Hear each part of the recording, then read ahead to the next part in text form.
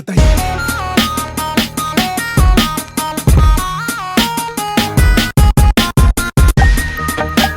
ma delloo la bac à sable sa bus ba fay passable. waaw salaamaaleykum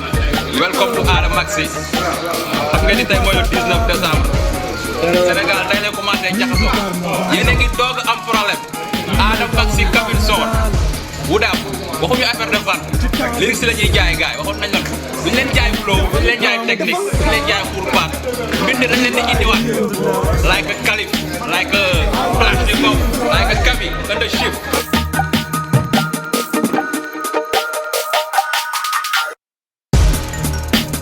waaye sa kanam joxuma dara Sharinga Suzano bu ngeen gisee jëm may xam nga tey li fii xaw moom du jaaxaan quoi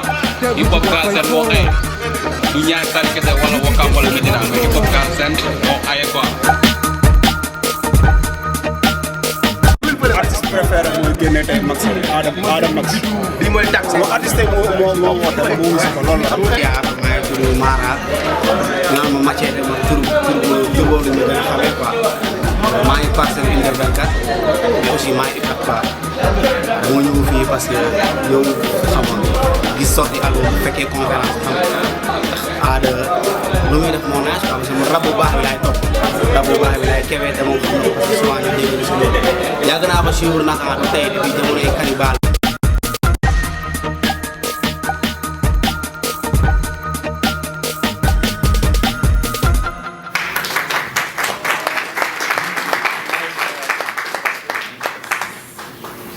Merci. Maintenant, ce qu'on va faire, pour aller vite, je vais donner la parole au producteur Pivot qui va nous parler un peu de l'album, vu qu'on n'a pas pu avoir de vidéo. On va vous parler il va nous parler un peu de la collaboration entre lui et l'artiste pour le projet. Salam alaikum. Je souhaite la bienvenue à tout le monde. Donc, je m'appelle Ahmed Faye, plus connu sous le nom de Pivot. Donc, je suis le directeur artistique du label Didi Record. Donc, c'est le label qui a produit le Maxi Ada. Donc, c'est un label connu dans le mouvement hip-hop le plus souvent. Donc, nous faisons des productions de rap et qui va dans ce sens-là. Donc, on a eu à travailler avec Ada. Donc, le Maxi nous a pris pratiquement un an parce qu'on a débuté le boulot pratiquement au mois de mars passé. Donc, si on retourne au mars, ça fera un an. Donc pour parler du Maxi, pour ceux qui ne connaissent pas ce que ça veut dire un Maxi c'est un produit moins long qu'un album et plus long qu'un single. Donc c'est un produit compris entre un single et un album. Donc le travail, ça s'est fait naturellement. Ada, c'est un artiste qu'on a estimé, on a travaillé avec lui. Donc ça a donné ce que ça a donné. Donc c'est un Maxi de 11 titres sur lequel on a travaillé farouchement, on s'est donné corps et âme pour avoir ça. Donc on a sorti récemment. Donc pour le moment, le Maxi a 2 singles, 2 vidéos. Donc aujourd'hui, on est là pour vous présenter le produit. Donc pour ne pas être long, donc je vais laisser à Ada le soin de parler du Maxi vu que pratiquement c'est son Maxi à lui. Nous sommes juste les producteurs. Là, on va écouter l'artiste qui va nous parler de son album, comment il a senti le truc, comment ça lui a... Qu'est-ce que ça lui a apporté quoi, de faire cette collaboration avec Pivot et l'album, comment il l'a vécu. Donc, Ada, vous avez la parole. Salam alaikum.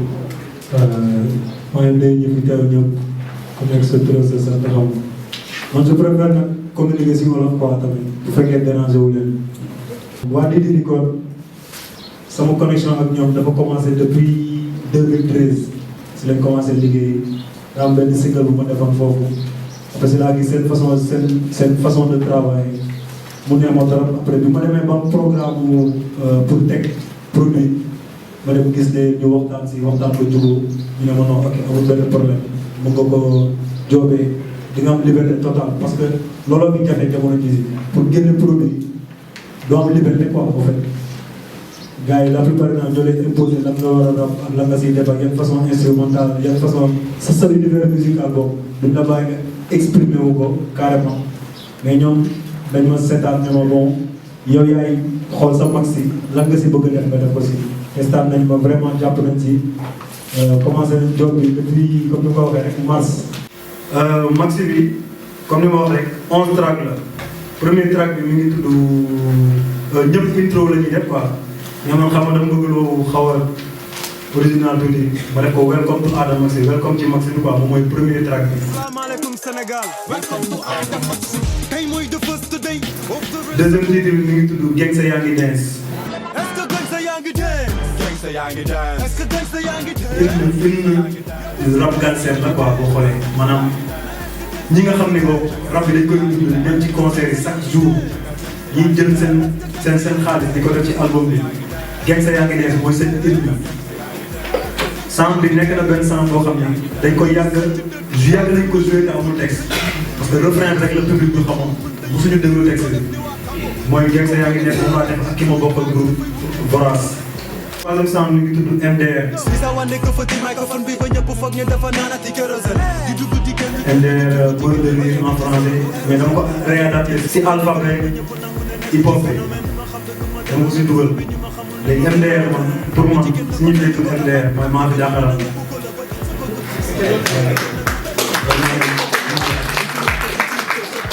su ma nee MDR su ma nee maa fi jàkkaarloo sax bu la neexee nga ne ma MDR. waaw.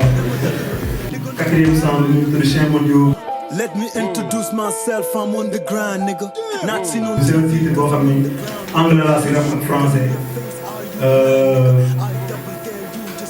pour sound bi daal xol laa ko jëlee bi tam bokk na si sound yi ma jëlee xol quoi parce que Chien Mondiaux mooy gàcce ci yéeg mooy loolu rus quoi ñëwal déglu bu ñu dégloo nañ comprendre bu baax fan laay waxee parce que ñi ñu bëgg imposer rap américain par force sound bi si ñoom laay wax quoi. parce que du question dañoo rabal comme américain rek dañ ko mënul moo tax dañ ko def mën nañu ko dafa am leneen si leneen lu ñu tax a jóg mooy waxal ni dañ koy waxal si li mu dégg wala li mu gëm nga koy fekk si expliqué ko. li ci buzz moo si topp numéro 5. benn talent newul si moom pourtant daa bëgg siiw bu sa ñoon day nekk. benn track la bu ma def ak benn gain bu tudd Séni ñu ngi bokk si benn collectif bu nekk fii Wakaam collectif baa ngi tudd Wook Saay sang bi li ci buzz la tudd dañ ciy wax buzz. buzz Sénégalais bi ñu jiitalee buzz jamono ji lépp looy nekk amul buzz jamono ji nekkoo si ak inconvénients yi waxuma sax kii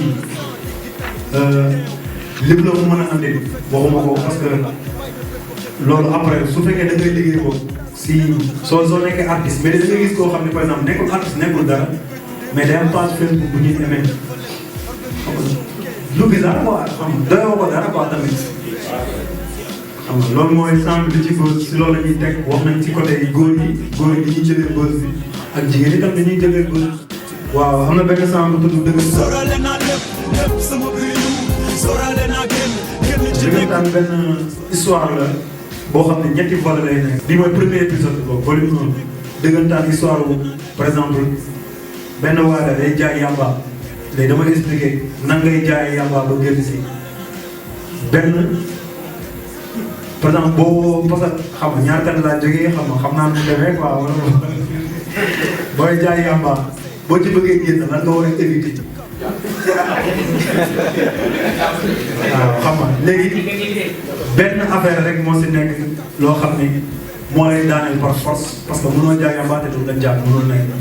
lenn moo lay daaneel par force ci fin sound bi la nekk xam nga il faut ngeen déglu sound bi pour xam lan la quoi pour ñaam bëgg jaay septième sound li ngi tudd lu tax góor gi gaaw a dee. góor day yor lu néew bëgg rangu ñeenti jabar turam la ñuy ŋàpp. waaw sound boobu dañuy wax si li ñu jàngat dañuy seetlu ne bon xam nga maa ngi beneen membre boobu saa laa ko defal tamit mi ngi tudd MC Mo bokkoon si groupe Caritas di waajal moom tamit produit bi koy waajal incha allah après janvier bi lu tax góor gi gaaw a dee dañuy wax.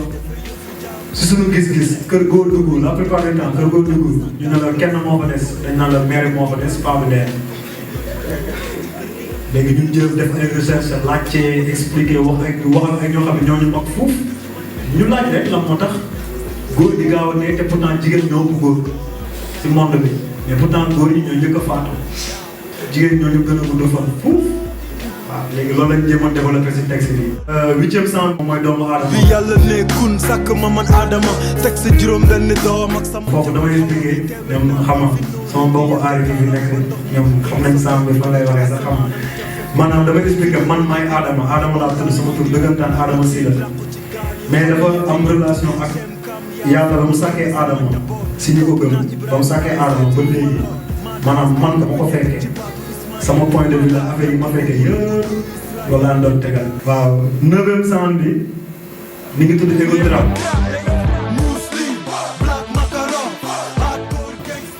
parce que la plupart du temps nit ñi ego trip la ñuy wax ego trip mooy le voyage à l'intérieur de soi ego mooy soi en latin trip mooy voyage en anglais léegi man ma def ko ego trap nag du man maay ego trip damay ego trip ñi nga xam ne ñoom laay liggéeyal gars yi nga xam ne ñoom talent macha allah ma leen di tagg ñoom ñuy expliqué ñuy def sans boo xam man maa leen siy tagg ñoom téye leen refrain sans bi rabu ko si refrain rek laa loolu mooy ego trap maanaam téye leen ego bi sans bi muslim moo si nekk waxam la dëkk illégal trop dëggantaan ak muslim la muslim mooy trop dëggantaan muslim Diallo la tudd waaw keneen ki illégal di ko la bokk keneen ki TNT la tudd ñaari tas la dëkk keneen ki Baba Jibi la moom it xaar yàlla la dëkk mais ñii di ko la ak kaw ci stratégie mooy ñi nga xam ne ñooy sama équipe bi muy liggéey loolu noonu la 10e sens bi ñu ngi tudd God MC. bind bu nice bu doon xeesalaate kon ma nekk puune aada tax rappeur yi doxoon tas. God MC dañ ma ko tuddee dañ ma tuddee si ñu ko doon xool maa tuddee sa bopp mais concert yi laay dem ak saa yi ci mbedd mi nit ñi ñoo mën a ma aada yow yaa ngi God MC maa ngi gën Rakim moo nekkoon God MC ah ñu ne ma waa mais ñun yow yaa ngi God MC ma ne ok tur bi neex na ma indi mooy commencement bi tamit si kaw yàlla dara nekk fa. non comme que God MC liggéey donc ok baax na lii dama expliqué nag lu tax ñu war a wooye God MC ci zaay ci baatin mam ko God MC mooy yàlla yi MC mais tamit mooy MC yàlla yi waaw God MC bi sang bi loolu 64 mesures la amul lu fenn amul dara allemand bi moo def allemand bi 23 moo def introduction bi bonus track bi yow képp kuy déglu max bi waaw enregistré nañ ba pare mooy bi mu ñëw def single sama boobu laay expliqué moom laa doon wax naan ay sama bàyyi rap bi boo demee bay bàyyi rap moom laa doon wax sama bi mi ngi tuddoon séddale bukki la tuddoon waaw séddale bukki léegi ñu changé tur bi def ko bonus track vraiment titre yaa ngi noonu track list baa ngi noonu welcome to Adam Maxi Gang Sa Yangi Dance MDR Shame on You di ci buzz dëggantaan volume 1 du tax góor di gaaw a dee doomu aadama Ego Trap God MC ak bonus track Adam Maxi lu tax album bi tudd Adam Maxi parce que dafa am 5 lectures Adam Maxi dafa am 5 lectures j'aime bien di jouer ci mots yi tamit quoi man Adam Maxi mooy man Adama laa tudd sant si maanaam kaa moo nekk ci diggante bi kaa bi cannibal la Adama cannibal si bu la neexee nga léere ko noonu bu la neexee nga léere ko Adama ak si Adama man sama tur man maa ak si bu la neexee taf nga léere ngi dama agsi bu la nee nga tëdd def aada man maxi maa si man quoi tamit xam nga 5 lectures la quoi tamit ku nekk léegi dañ ko bind rek de telle sorte que ku nekk li nga bëgg mu nekk tur bi li nga comprendre mu nekk loolu la xam nga interactivité bi tam da si baax quoi waaw maxi baa ngi noonu. Merci Adam. Si on écoute bien sa présentation, on peut comprendre vraiment la richesse de l'album. Ce qu'on va faire, je pense qu'on peut laisser la parole à la presse pour les questions. Comme ça, on va aller en profondeur sur les questions. Maintenant, on va donner la parole à la presse d'abord. Ils vont poser les questions. Après, s'il y a des gens qui veulent avoir des éclaircissements après vidéo, pour ne pas que nous disions ça fait quoi. Pour le choix, pour être peut-être un peu en tête de file des journalistes qui sont là, pour être assis à la première chaise. Je pense que l'honneur aussi, je ne pourrais pas la refuser. Tout d'abord, je tiendrais déjà à féliciter Adam Maxi, déjà de ce qu'il a produit, parce qu'on sait que travailler produit, c'est pas facile. Et de toute l'équipe aussi qui est autour de lui, qui a eu. Bon, on fonce directement sur les questions. Alors, Adam, tu m'as marché sur la main. quand tu as défini le titre, hein, parce que je m'apprêtais à te bombarder ces questions. Je ne sais pas si tu vas flairer. Peut-être la deuxième question, en attendant de revenir, c'est de savoir comment tu as choisi tes titres. Avec les 11 titres qu'on a eus, comment ça s'est passé? Est-ce qu'il y a eu des confidences? Est-ce que ça t'est venu en inspiration? Comment s'est fait le choix de tous ces titres? Bon, quelques-unes bien sûr. Merci beaucoup. Merci monsieur Da Silva. dama nekkoon si liggéeyu album Cannibal man ak Varas ñu dem ba si biir saa yi am ay tolof yu ko téye moom moo ne ma demal nga enregistré demal nga dugal maxi quoi demal nga enregistré benn produit au moins sax parce que gars yi consommé Cannibal ñi ngi xaar nañ depuis 5 ans 2010 lañ génnoon album 5 ans ngi ñuy déggul dara si Cannibal à part ay single léegi titre yi boo xoolee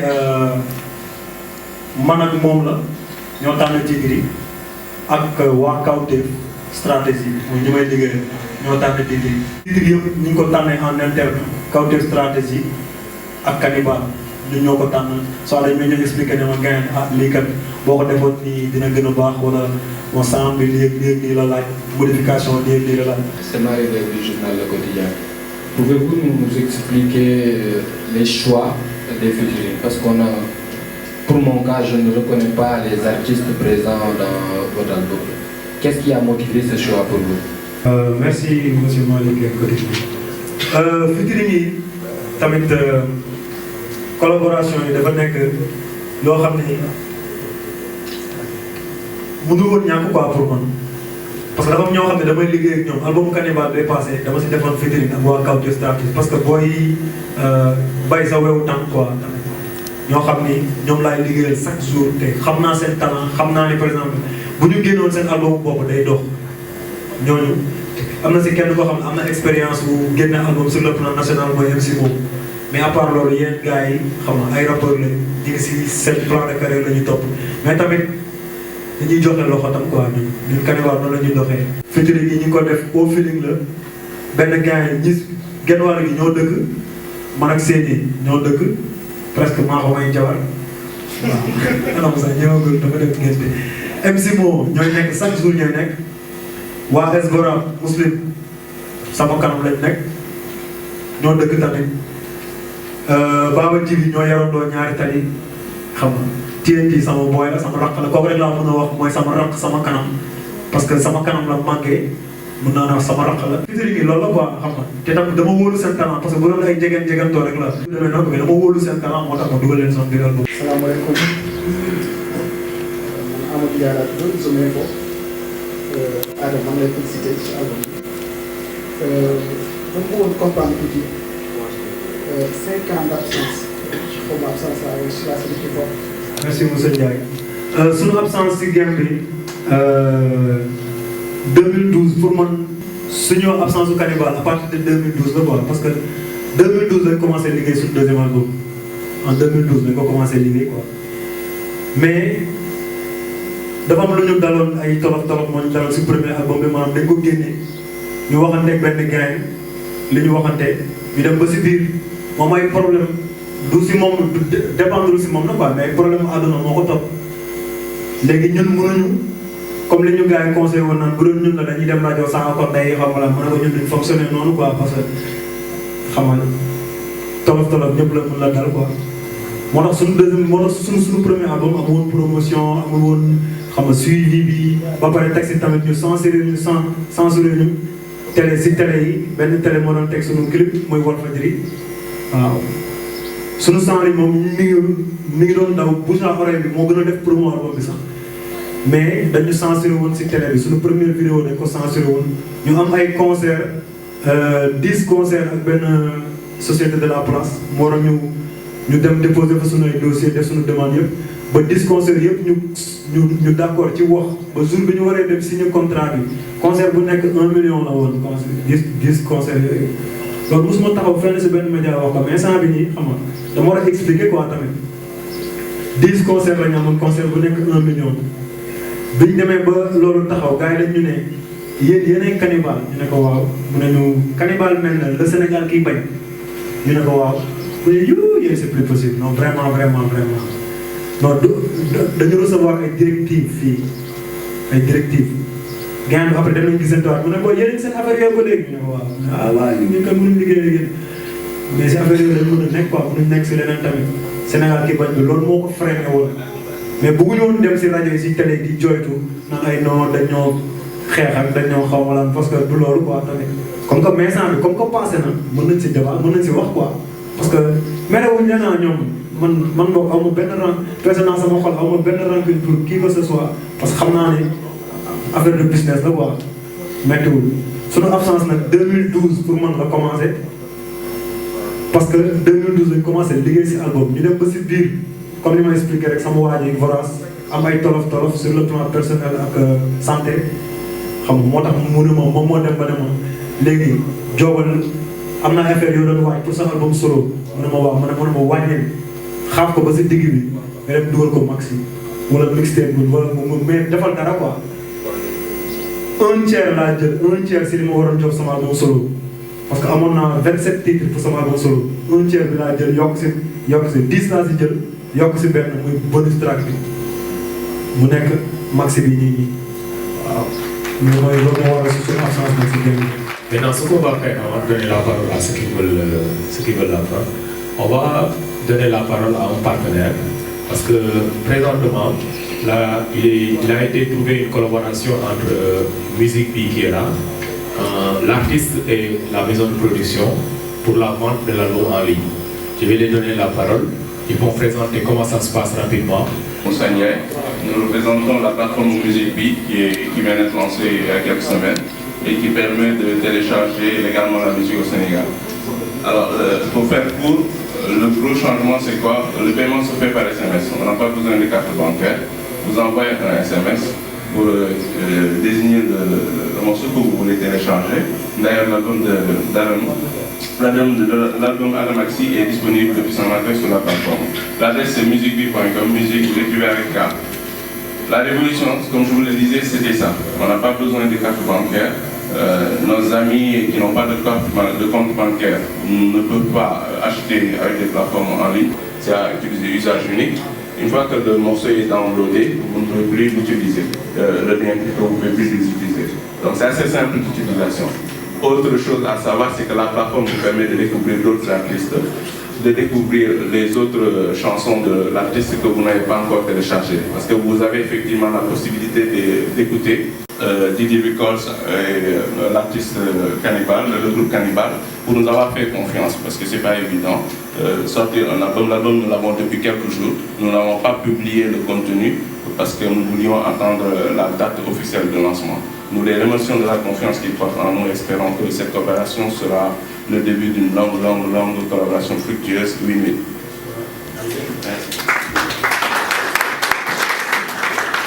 Merci. Aïcha,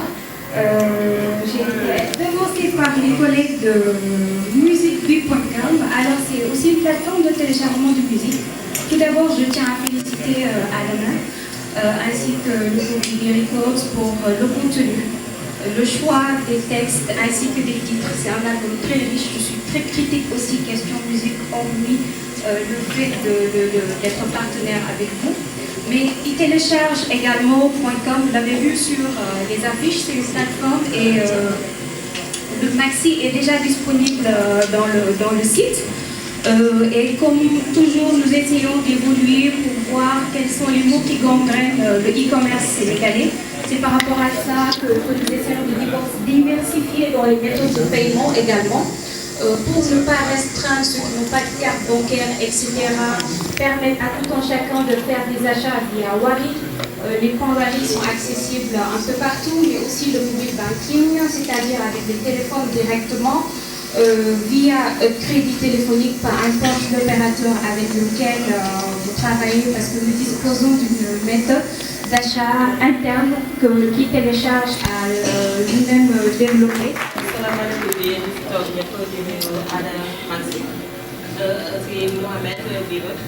Bon, ñaari question là amoon yu may posé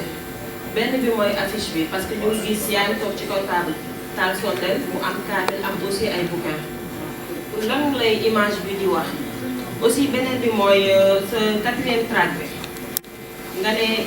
gàcce ci yéen dama bëggoon xam foofu ndax clash la wala ban message ngay lancé foofu merci. Merci soxna si affiche bi nga moo si nekk sax waaw kaamil am na kaamil am na ay bouquin am na ay livre am na ay bande dessinée am na drapeau Sénégal am na benn sondeel bu ñuul ak benn ak sama kaas fétiche moom kaasu bon affiche bi lii nii mooy maanaam situation bi dafa mos a am quoi lii affiche bi nii situation bii nii mos na am man ma nekkoon di bind texte ubbi samay livre quoi di xool parce que dafa am benn texte bu ñu doon bind benn sang bu tudd infiltration si album Cannibal la bokk du ma wax nag si lan laa doon wax quoi mais dama dajale woon ay livre yu bëri tijji ko dama doon bind courant coupé ma jël sondeel bi taal di continuer di bind parce que pare ma woon quoi te li ma amoon dafa bëri instant boobu loolu moo léegi biñu demee ba war a tànn jaquette affiche xalaat nañ ay affaire yu bëri quoi léegi loolu ma fàttaliku waat ne mës naa am benn situation boo xam ne su ma ko nettalee nit du ma gëm su ma nettalee nit ne mës naa di bind texte dajale ay affaire ay bagages taal sondeel di bind texte ku ma ko wax la plupart du temps du ma gëm ma ne loolu laay def affiche mais dafa am symbolisme tam ci biir maanaam drapeau Sénégal bi album Cannibal suñu premier album dafa amoon drapeau Sénégal te moom doomu militaire la da ngay respecté drapeau bi par force suñu kër da ngay respecté le drapeau hymne national buñ ko tegee tane da ngay noppi ba mu jeex xam nga si camp militaire la yoroo xam nga drapeau bi foofu mu bokk si quoi même bu dee cat lay feeñ sax dana si bokk waaw. noir bi waaw gars yi naan ma lu tax xam nga ma sol tout noir fii def tànku neen tamit enfin sama néeg laa nekk en photo bi sama gaal lañ ko defee ba sax laa lal gars yi photo ma en virgule lii nii livre yi ma teg nii waa Didi Record andi wuñu accessoire rek samay livre la samay boo ñëwee sama gàlle ba ubbi la samay tiroir yi lii moo fa nekk livre yi moo fa nekk sama noir bi nag couleur noir bi mooy parce que benn noir la ma neex ak blanc su ma sañoon noir ak blanc rek laay sol sama live ñàkk xaalis moo tax nga may gis may sol ay zone ak ay rouge xam nga su ma sañoon noir ak blanc rek laay port waaw noir daf ma neex mais tamit noir dafay symboliser tamit ci mythologie japonaise bon parce que noir boo duggee si histoire occidentale mooy ay France ak affaire boo duggee ñoom seen histoire noir mooy représenter la peur xam nga lépp lu ñàng lépp lu ñaaw lépp lu bon lépp péché bàkkaar sax pour ñoom dafa ñuul xam nga boo duggee si histoire occidentale bàkkaar mooy noir mooy représenter le mal à l'état pur mais boo duggee si mythologie orientale ngay dem ay Japon ay Chine affaire noir symbole de pureté la symbole de lu baax la lu de renaissance de pureté de xam-xam mooy noir li duuf ci nag bi xajul ci palaat bi xam nga mënu ma wax lépp tam quoi waaw. non du clash. gars yi ne ma xam naa peut-être loolu moo la tardé war nga garaawul quoi mais du ma changer discours du ma changer philosophie man dama ne en matière de rap àdduna du yàgg ba ma njëkk a clash qui que ce soit man du ma ko def am na ñu koy def garaawul sa choix la quoi man du ma njëkk a mës a clash nit. lii nag sound bi nag constat la parce que da ngay gis ci médias yi dañuy favoriser ñi nga xam ne seen rap dafa gën a américain rek que ñi nga xam ne rap Sénégal jaay la ñuy rap ñi nga xam ne seen rap da koy déglu di gis ay sénégalais ay nit normal yi quoi li ma bëgg a wax ñi nga xam ne dégluñu rap mën a déglu seen sound parce que man dama su ma considéré comme benn nit normal dégguma anglais dégguma français dégguma dara rabal ma xam li ngay wax rabal ma dégg li ngay wax fa laa jàppee rap man loolu la rap njëriñ ko la ma rap amaan quoi parce que rap li bi ma wax rek naan rap day dem ba weesu musique nekk jikko rap dëggantaan rap bu baax dëggantaan day dem ba weesu nekk musique nekk jikko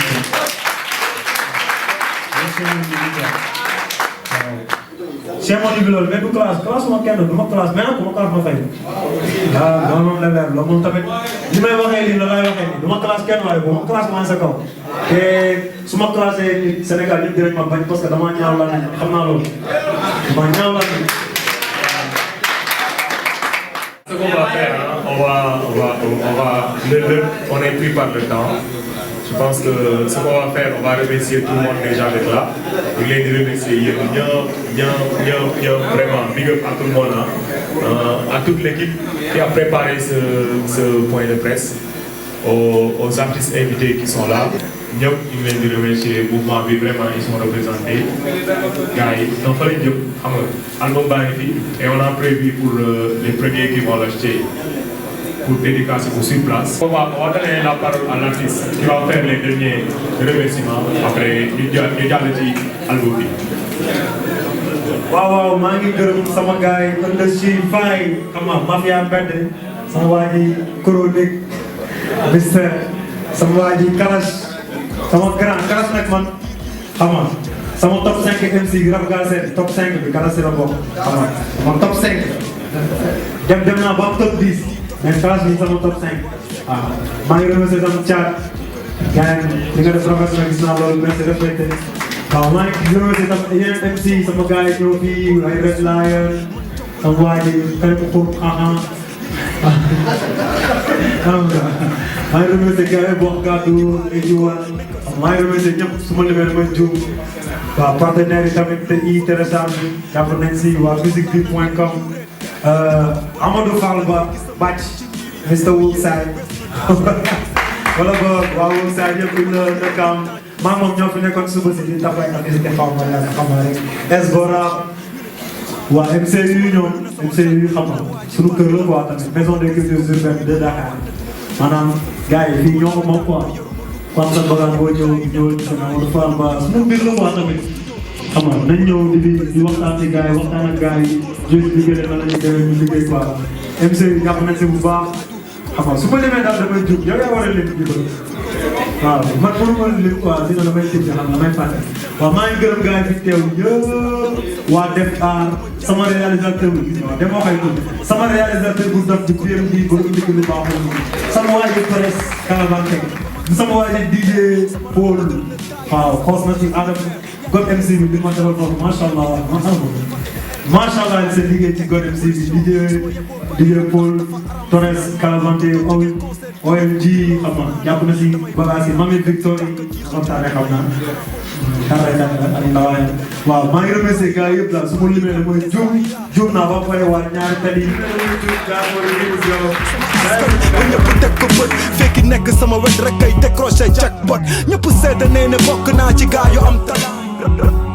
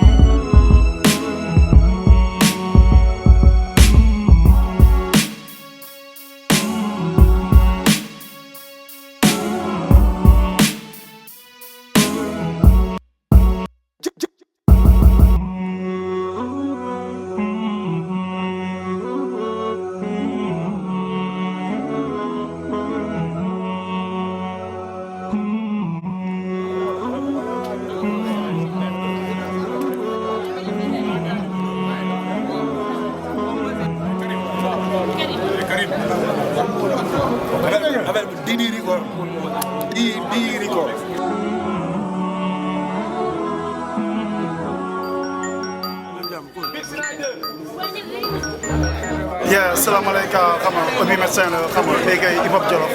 xam nga éggay réel hip hop Jolof xam nga di wax comme ça gars yi xam nga médicament bi affiché na quoi xam nga médicament aada Sénégal bi affiché na naka gars yi dañu jënd affiché na accouché na affiché na accouché na xam nga di wax comme ça gars yi réel hip hop la quoi xam nga album bu carré la xam nga médicament yoo xam ne day fajee xam nga day joxe ay comprimés yu baax quoi comme ni ko gars comme ni ko aada waxee quoi rab bu baax di médicament bu baax la quoi naka gars yi jënd waaye respect waa Dili ko respect to all real soldiers. Solo, Ditoro, on passe à table. Lii du carnaval, li may dawal baax na daal. Ci temps de bis, defal pan ma gis. Defal pan. We right here boy. I wanna see you joy. Alhamdulillah, mashallah. Ngi nii doon fakal la.